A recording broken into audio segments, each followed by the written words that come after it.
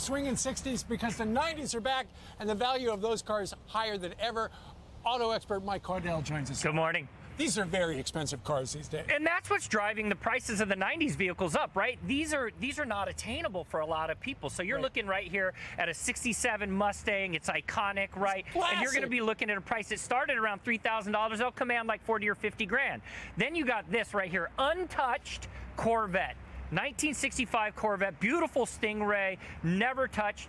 Still can't really afford it though, right? Then you get into the Ford Bronco. And this is, part of this is the O.J. Simpson slow speed chase, That's right. This is the O.J. Simpson slow chase, but this is an earlier model. I actually own one, a 1975 Ford Bronco. They now go for more than 6 figures when you could buy one for under $3,000 when it came to market. And a new vision. That's right. So this is where the future is going to go right here, Ainsley. The future is going to go to this. This is a brand new Ford Bronco. And, you know, you think about OJ, right?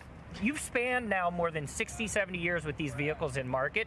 So you have this. But I know you and I, we go back to the 90s, right, with this right here. So this is a beautiful 1991 Mercedes-Benz SEC 560 wide body. It was owned by Stephen Nash from Crosby, Stills and Nash, Brian. This was actually his car. This was his car. Now, you could have got it. Sold in 2018 for $31,000. That's right. Now, what's it worth? So you're going to be looking at more than 6 figures for this. So of course, you got the celebrity flair to it, but I mean, these are more attainable now as you look at the next vehicle down the road. Okay. Which, Brian, Toyota Supra. Yeah, it's a Toyota Supra. Yeah. Like, I'm so excited for this car more than any of them because in the 90s... Take a look, Keith? You got to check this out. So in the 90s, here's what's crazy.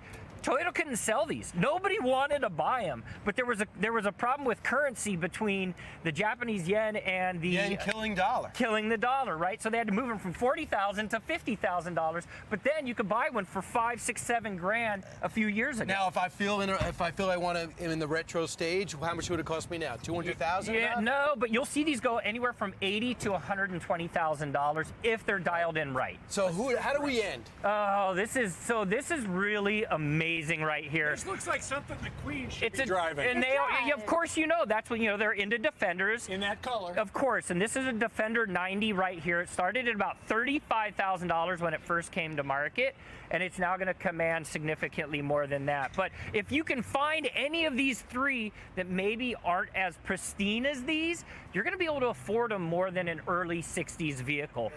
And Mike, the other thing is, they rust. Right? They're not like the plastic that we have now. They're old like me, 48 years old. They rust. They definitely are not as... So explain the difference between a classic and a collectible. Yeah, so there's a big difference, right? 25 years is really the stamp that they put on it. So if a vehicle's older than 25 years, it's going to fall into the classic car category. If it's less than that, then it becomes more of a collectible car. Okay. They both are the same thing, but the good news is hold on to every car you have because people are investing in cars more now than ever, up 80% year over year. 2 weeks ago at the big car show in Arizona, all of these cars were selling for top dollar.